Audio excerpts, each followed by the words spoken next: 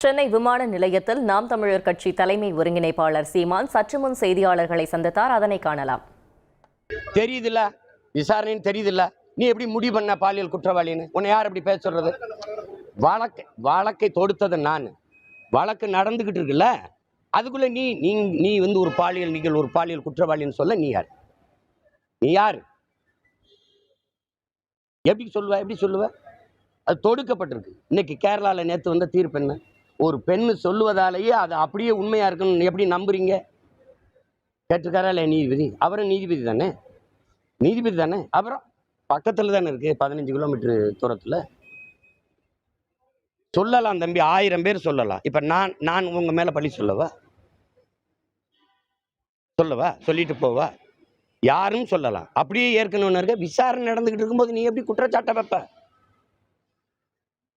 விசாரணை முடிவில் தானே தெரியணும். அதுக்குள்ள ஏன் நீ இந்த குற்றச்சாட்டை வைக்கிற? உன் நோக்கம் என்ன? நீ என்ன தகுதியை பத்தி பேசுற, அருகதையை பத்தி பேசுற? நீங்க தலைமை பண்போட பேசுங்க. நடந்துக்கிறது இந்த நாட்டில் இவ்வளவு பிரச்சனை இருக்க, இவங்களா வாய் திறந்தது எங்கே? அம்மையார் கனிமொழி இந்த அண்ணா பல்கலைக்கழக அந்த பாலியல் வன்கொடுமைக்கு, பொள்ளாச்சி பாலியல் துயர கொடுமைக்கு நாடங்களும் 9வது படிக்கிற பிள்ளைய 4 வாத்தியார்கள் சேர்ந்து கற்பமாக்குனாங்களா? அதுக்கு வாய் திறந்தது தங்கச்சி ஸ்ரீமதியுடைய படுகொலையில. அதுல அந்த கொலையில் அந்த சாவுல என்ன? அதுக்கு கருத்தென்ன? மனநலம் பாதிக்கப்பட்ட பெண்ணை 8-10 பேர் சேர்ந்து வன்புணர்வு செஞ்சானே, அதுல உங்க கருத்தென்ன?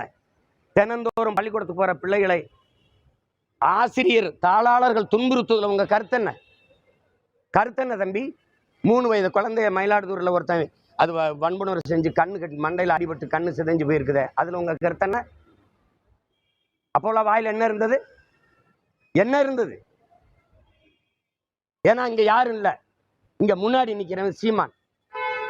அதனால நீங்க பேச வேண்டியது வருது. நடுங்குறீங்க. என்னை பார்த்து என்னை எதிர்கொள்ள முடியல. நான் எடுத்து வைக்கிற அரசியலுக்கு தான் பதில்.